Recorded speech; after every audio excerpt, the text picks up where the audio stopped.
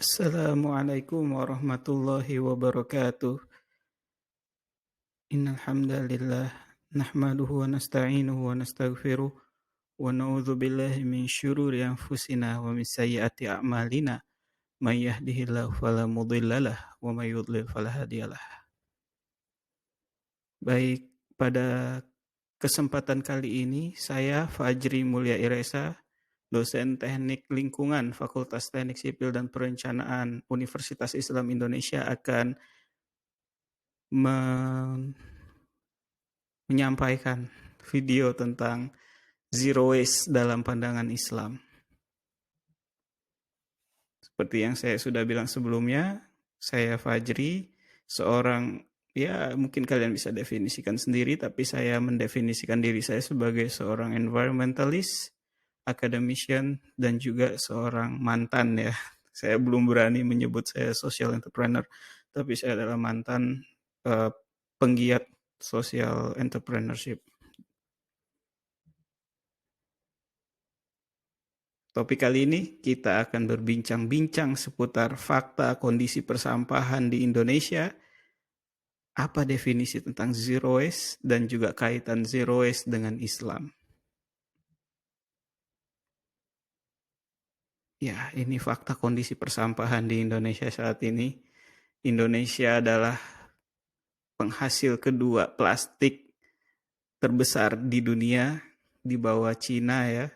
Padahal secara penduduk kita adalah posisi keempat di dunia, tapi kita adalah penghasil sampah plastik di samudra terbesar nomor 2 di dunia. Apakah kalian tahu juga Indonesia itu adalah penghasil sampah makanan terbesar nomor 2 di dunia, di bawah Saudi Arabia. Tiap tahunnya penduduk Indonesia rata-rata per orang per tahun itu menghasilkan 300 kg sampah makanan. Atau ya bisa kita bilang kita membuang-buang makanan di saat banyak orang miskin juga di Indonesia yang kelaparan. Padahal dari sampah makanan tersebut itu bisa menghasilkan gas metana yang efeknya 21 lebih besar, lebih menghancurkan daripada gas karbon dioksida dalam hal pemanasan global. Kemudian, apakah kalian tahu juga kita juga punya sejarah kelam mengenai kejadian ataupun bencana yang diakibatkan dari sektor persampahan? Kita mempunyai atau pernah mengalami longsoran sampah terbesar di dunia, nomor 2 di bawah Filipina, yang juga menghancurkan 71 rumah dan membunuh lebih dari 140-an orang. Fakta lainnya, landfill kita itu tidak benar-benar ditutup dengan baik. Karena apa? Landfill yang baik adalah landfill yang ditutup sampahnya sehingga tidak menimbulkan bau, tidak menghasilkan faktor lalat, dan yang lainnya. Sehingga bisa secara estetika memenuhi, secara kesehatan juga memenuhi. Orang-orang dan juga binatang itu sangat bisa masuk ke TPA dengan bebas. Di dunia barat atau di dunia negara-negara maju, landfill itu adalah area yang sangat terlarang karena sangat berbahaya sebenarnya. Tapi di Indonesia ya faktanya masih seperti ini. Dan ini juga pengolahan air lindi, air yang dihasilkan dari sampah itu tidak diolah dengan baik sehingga kita bisa lihat warnanya masih hitam kelam walaupun setelah diolah.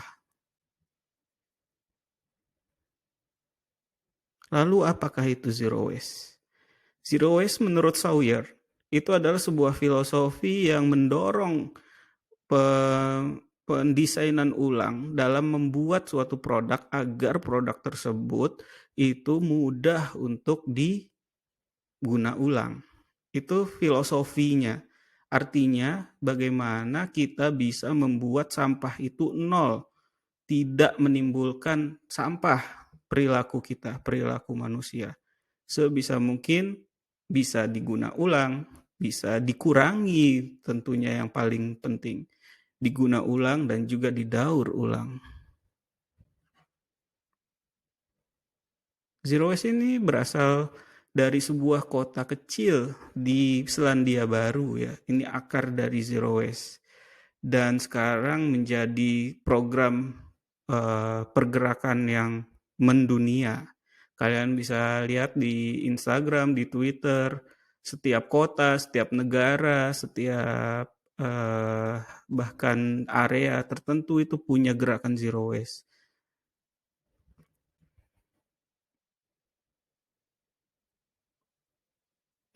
Apa sih yang sudah pernah kita lakukan untuk berkontribusi dalam melakukan zero waste ini, perilaku zero waste?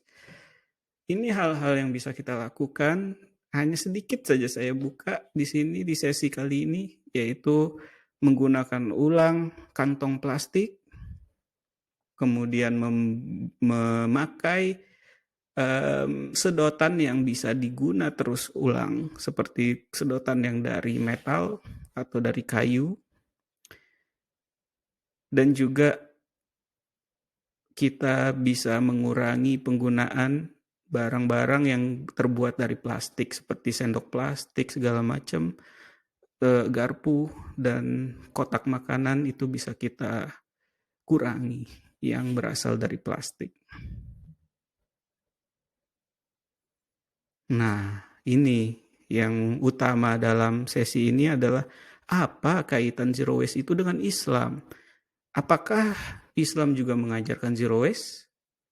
Mungkin secara langsung tidak, tapi kita bisa lihat bahwa sebenarnya akar atau konsep itu di selama 1400 tahunan lalu itu sebenarnya sudah ada, yaitu dalam Quran surat Al-Isra ayat 26 sampai 27. A'udzubillahi minasyaitonirrajim. Wa ati dzal qurba haqqahu wal miskina wa ibnas sabil wala tubadzir tabdzira. Nah, ada kata-kata yang sering kalian dengar, tabdzir, tubadzir. Janganlah kamu menghambur-hamburkan, membuang-buang.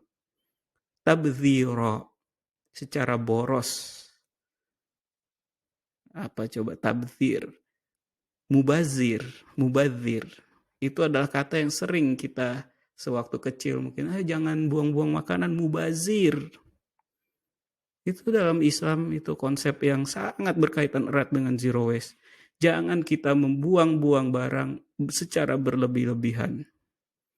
Dengan kita bisa melakukan plastik yang bisa diguna ulang, kantong kresek kita bisa dipakai ulang atau kita pakai tote bag sendiri, bawa sendiri, kita bisa juga menerapkan konsep Al-Quran dengan itu. Pahala akhirat dapat, kemudian lingkungan juga menjadi lestari, kita menerapkan konsep zero waste. Itu banyak sekali hal yang kita bisa lakukan dengan menerapkan konsep zero waste dan sangat sekali berkaitan dengan Islam. Karena apa? Karena bila kita tidak menerapkan gaya hidup ataupun prinsip zero waste, kaitannya lagi dalam Quran surat Ar-Rum ayat 41, mungkin kalian sudah sangat sering mendengar tentang ini. Zuharul fasadu, a'udzubillahi minasyaitonirrajim, zuharul fasadu fil barri wal bahr bima kasabat aydin nasi liyudhiqahum ba'da alladzi 'amilu la'allahum yarji'un.